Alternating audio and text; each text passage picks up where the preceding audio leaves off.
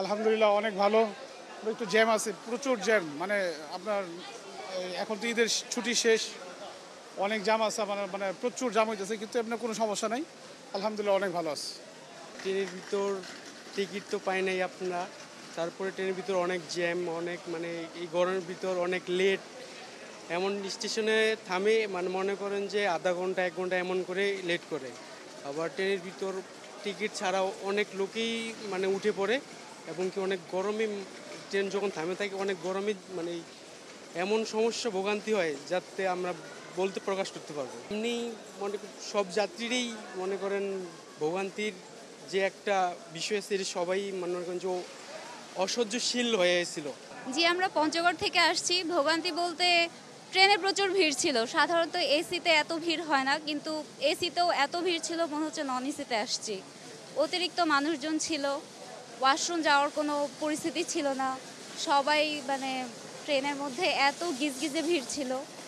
AC রুমের মধ্যে দাঁড়ানোর কোনো নিয়ম নেই, কিন্তু তারপরেও মানুষজন ইচ্ছা মতো ঢুকছে প্রতিটা স্টেশনে, যে যেভাবে পারছে ঢুকছে, ঢুকে মানে পুরো ট্রেনেই প্রচুর মানুষ ছিল। না, সঠিক সময় আসেনি। এটা ঢাকায় পৌঁছানোর কথা 9টার দিকে, লেট হয়েছে প্রায় 2 ঘন্টা। আমরা আসছি হচ্ছে ঠাকুরগাঁ পীরগঞ্জ থেকে। ট্রেনে ভোগান্তি বলতে গেলে যে আমরা এসিতে আসছি, অনেক লোক।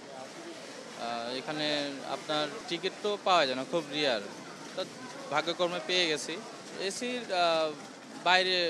পরবর্তীতে নিরাপত্তা যারা কর্মী ছিল ট্রেনের, তারা একটু সহযোগিতা করে সবাইকে নামাই দিতে পারবো। ট্রেনে তেমন ভোগান্তি ফিল করিনি, একটু 1-1.5 ঘন্টা লেট ছিল। এমনি বরাবরই তো ট্রেন জার্নি ভালো লাগে, বাট আফটার অল সব কিছু মিলাই ভালো। হ্যাঁ, লোড ছিল, অনেক বেশি লোড ছিল, দেখেই হয়তো টানতে পারেনি আমার কাছে মনে হয়েছে। আর কিছু ক্রসিংও ছিল, সব মিলায় সেটা আসলে আমিও খুব বিরক্ত ফিল করি, বাট তারপরেও ছিল। আমি ঈদের সময় আসলে এটা অনেক বেশি হ্যাজার্ড, একদম ভিতর দিয়ে লোকজন থাকে, এটা আসলে আমাদের জন্য অনেক বেশি হ্যাজার্ড হয়। না, ট্রেনে মাস্ক ব্যবহার আজকে ছিল না, সেভাবে মাস্ক কম ছিল।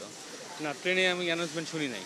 ট্রেনে বলে নাই। এমনি আমি জানতাম মাস্ক ছিল, বাচ্চারা হাঁপায় গেছে দেখে এখন মাস্ক ছাড়া। না, মানুষ তো এমনি সচেতন, সবাই অবশ্য জানে হয়তো বা যে করোনা আবার নতুন করে প্রাদুর্ভাব আসছে, তো হয়তো বা সবাই এখনও উৎসবের আমেজে আছে, তো এই জন্য হয়তো মাস্কের বিষয়টা ভাবে আসে নাই আর কি। রেলওয়ে কর্তৃপক্ষ আমার মনে হয় এখনও অত মানে বিশাল আকারে প্রচারণা শুরু করে নাই। এটা আরেকটু শুরু করা উচিত।